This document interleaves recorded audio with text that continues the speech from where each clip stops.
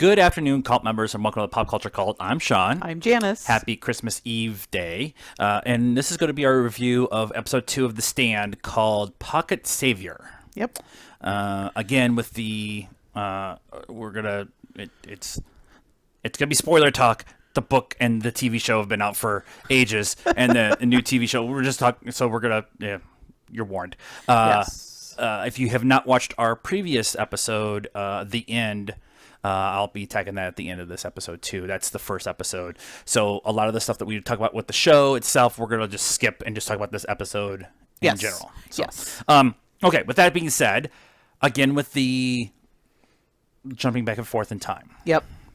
And I, again, I think that's to tell a gigantic story. I actually looked the regular edition of The Stand, the book, is almost 900 pages. The unabridged, which I think is the only one I've ever actually read, is almost 1,200 pages. Right, so right. it gives you an idea of how voluminous this book is. So they need Voluminous, she says. voluminous. That's my word for the day, and I'm done. So they've got a lot of ground to cover. I did hear some comments from last week that people felt that it was rushed. I didn't feel it as much last week, but I did kind of feel it more this week. It did feel a little bit rushed, specifically with Larry Underwood story and Rita. Yeah. Like their story seemed very quick. Yes. I understand why it was quick, because it's more about character development for Larry than it is necessarily for the story overall. This was another one of those setting up the characters themselves. Right. And last week we got some character set up with Harold, and I can't remember her name. And Franny.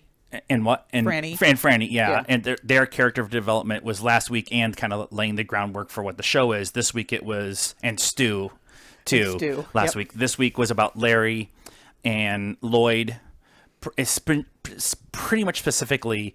And then we got what Amber Heard is playing. Nadine Cross. So she got a little bit of her, but not much, and a little bit of Joe. Yeah. And so everything else was kind of it was a straight out character development because you need to have some care about these people. Right. Because we're going to get into the juice here, probably not necessarily next week, maybe by the end of next week. And then the week after, we'll really get into the juice because it's only 8 episodes, so we got to get into into it here soon. Next week will probably be trashy, right? Yeah, we haven't even done trashy yet. Ezra Miller, right, Yeah. is playing Trash Can Man. So we need to get into his story. And maybe a little bit more with Randall Flagg and Yeah. kind of they laid a little bit of the groundwork this week with his introduction with Lloyd. I feel like I'm not sure how I feel about Amber Heard as Nadine, and I mean they've got to tell more of that story because Well, they kind of introduced a little bit of it with the Ouija board. Right, the planchette board. The planchette board, yeah. So and they show that she's got one of the eye necklaces or eye medallions or whatever, which in the book she did not have. But you kind of need to explain where she got that from. And well, if they're going to keep doing the jumping around thing, then they can explain that. Yeah, maybe they'll do Nadine and Trash Can Man next episode. Yeah. To go back to your point, though, that this episode the story itself was rushed. This is back to the conversation we had last week, which was it's 8 episodes. And so you can't spend a ton of time dicking around with, 2/3 of a third of a book that's 1,200 pages of exposition about the characters. You kind of have to do it with this layered approach. And the only way you're going to be able to do it the way that everybody online was really wanting to do it is like a 15 to 20 episode show, and nobody's going to pay for that. Nobody's going to pay to have that. So although I agree that it's rushed, I'm not nearly upset about it, I think, as everybody else was. Yeah, I'm not upset about it. I get it. I just want them to develop the characters a little bit more. We'll see. I really liked Larry's story in the book. It's kind of a redemption story, right? He is he's not a nice guy, and they even the girl says, "You're not a very nice guy, Larry," which is when he's running away from her. It's a key thing in the book. Like, it keeps coming back in his mind when he's trying to do the right thing, and sometimes doesn't, which is a human thing, right? You don't always do the right thing. That keeps haunting him. I'm not sure they are gonna. I don't know. They kind of touched on it a little bit with when they get to Colorado, when they get to Boulder, and Stu's there, and he instantly asks for Larry, and they drive into town together to go see Abigail, and so they, like, you're having the dreams, and Abigail and Stu says, she gave me a list. You're on the list. There's 5 of us. And he's like, I'm not a good person. Like, I've done things that I regret, and I've done terrible things. And why am I on this list to help, whatever it is that's going to end up happening? Why am I on this list? Yeah. And so they did touch on that stuff. They just didn't do it over a 45-minute episode. They did it in one scene of exposition. Right. So I think some people might miss that. Maybe or maybe not. I don't know. But at least for me, there was the scene with the waitress, him waking up, and she was having the first kind of signs of the flu, and he freaked out and laughed. Right. And then him kind of trying to say I'm sorry to his mom. Yeah. And, so there was stuff there. I just because I'm not married to the book, I got it. He feels guilty for stuff, and then the whole tunnel scene. Yeah. Kind of, which was interesting. So it's very different than the book, and we kind of talked about it a little bit. That whole how they get in the sewer is very different from the book, but I get it, and that's always one of the questions that I've had. I've never been to New York, so if you've been to New York or you're from New York, maybe you get it and I don't. But it was one of those questions I always had. Why are you going through the Lincoln Tunnel? Aren't there bridges? Isn't there a better way to get across? I mean, that just seems like not a good idea to me. So whether stuff's been built since the book was originally written, or they just realized that didn't really make sense, and so they did the sewer scene instead, but then they got to explain how they get down there, and they do that by these guys, which I think in the book Rita says something, or Larry says something to Rita about, there's going to be people out there that are going to not be nice and want to do bad things to you. You're a woman. I appreciate that Rita in the book is she's from, the Upper East End or whatever of New York. She lives in a high rise. Her husband's very rich. She's very rich. And she is completely out of touch with what this new life is going to mean. And she takes off on this journey in high heels and not dressed appropriate. And Larry gets mad at her. And they did not do that with Heather Graham's version of Rita, I appreciate that, because it doesn't quite work so well anymore. It's kind of sexist, that just because she's a rich woman, that she wouldn't have any clue what the real world is like. And someone of today's that level of class, they're working out, and so they're going to be physically fit and be able to handle things, and they're going to be much more aware of the world and stuff like that. It sounds really bad from us, but it is like you're saying, when the book was originally written in the 70s and then updated in the 80s, that thought process was still there. And I'm not saying that there's not people who are like that today, but at least the way they presented her, she was very self-aware. And so and I love her and Stu's conversation underneath the Larry's conversation.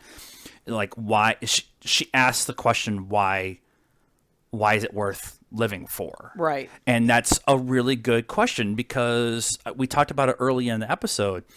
Everybody's dealing with the mass death rate and the mass very, very, very well. Like, that's maybe my one, for me at least, my one criticism is that there has been, not in 2 episodes, there really hadn't been a what the fuck, like kind of moment until she talks about why are we even here, and then she does the OD, and you get a little bit of that with Stu in him trying to get out of the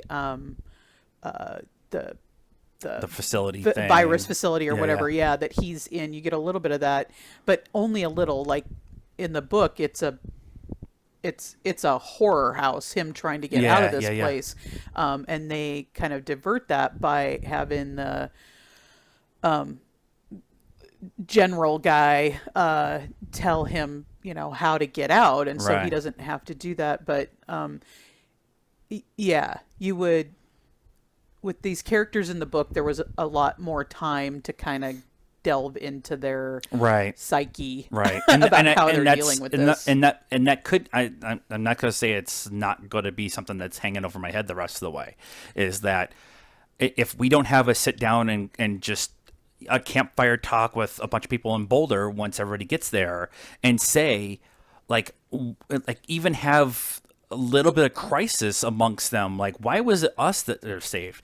Now they do have Abigail kind of guiding them through to get to Boulder anyways, and she's a very calming force within their dreams, and Flag is not. And so there's that aspect there, but they really haven't explained that, but we kind of know that from everything. So my one maybe criticism right now is I just need somebody to break down at some point in time, and and that happens again a lot more in the book. I think that the point is that the story for this purpose is not about the flu.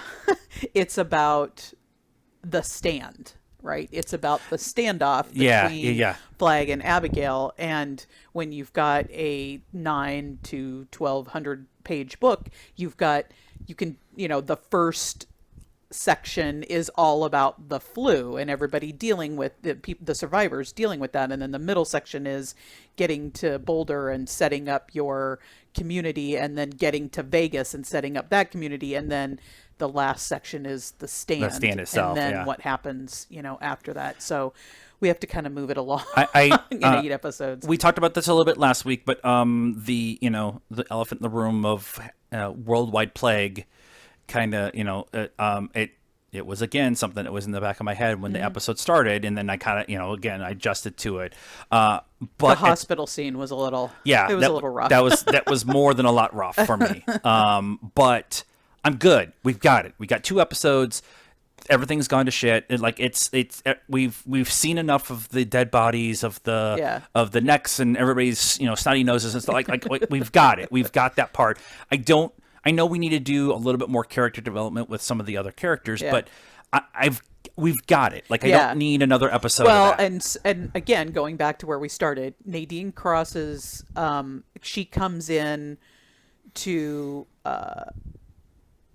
Larry's story after she's already gotten Joe, and they are surviving out on their own. So there's no need to revisit that with Nadine if they're going to pick up on her story. And then Trash Can Man's story is about the fact that he's a crazy firebug, right? So I don't even think that they talk about kind of just that he survived and nobody else did, and he's kind of wandering around town trying to figure it out. But his big thing is he sets all these fires on his way to getting to Flag, so they should touch on that.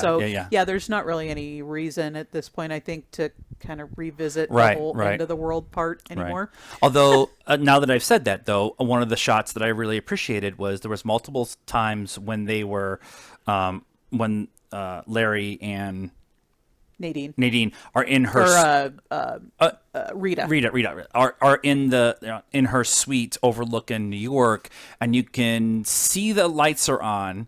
But the more you look, you notice that there's no traffic, and you notice that there's buildings on fire in the background. And then when they finally get to the bridge, to cross the bridge and everything, if you start looking at that shot, there's a fire on the bridge, and there's fire in the buildings behind them, and there's a crashed tugboat on the river. And so like that kind of stuff. The three guys attacking them felt very like 80s 90s apocalyptic movie, because there's paper in the street, and stuff like that. And so which I kind of I both like and kind of like, all right, whatever. But those kind of shots where they're showing the exposition of the world has gone to hell, but they're doing it in those kind of shots, I'm okay with that. I'm done with the whole body thing. And they again, they show it, but they don't really go into it. A lot of that, like, people are going to say, well, if everybody's dead, why is the building on fire? Well, people die with their shit on, right? They're like trying to make tea because they feel bad, and that's what you do, is you drink tea, and they die right there. Well, now it's just gonna it could set up, cause a fire, or they've got a little space heater going or whatever, and they talk about that a lot more in the book. They did kind of mention when they got the Boulder, that they passed many towns along the way to get to Boulder that still had power, but Boulder still didn't have power. And they were still working on that. So it was kind of again with the exposition dump to kind of explain the how some stuff was still working, like the cell phones were still working. Right, satellites are in space. Satellites in space, and the power plants will run. Power plants will run forever until something happens, and they don't have enough maintenance or whatever. And again, in the book, Trash Can Man sets fire to a couple of those. So there's some lines where this town didn't have power because their power station was on fire, or we went through this town and the whole town was burned down because Trash Can Man had been there and he set the oil refinery on fire. But they didn't. You got to kind of put that together in your head. Right. That makes sense. So overall, I liked this episode. I might like this episode a bit more than than the first episode. I really like Larry's story, so that's kind of I'm the reverse. I like the first. You like the first, and that's fine. That's all right. But let us know what you thought of this episode in the series so far in the comments down below. Be nice. That is a requirement around here. You can have an opinion. That's okay. That's okay. And if it's different than ours, that's okay too. But we can have a discussion about it. But just be nice. Like this video, subscribe to the channel, hit the bell for notifications, follow us on all the social media stuff: Facebook, Instagram, Twitter. Links are in the bottom down there. And until the next episode or whatever else, Merry Christmas, cult members, and good afternoon, good evening, and good night.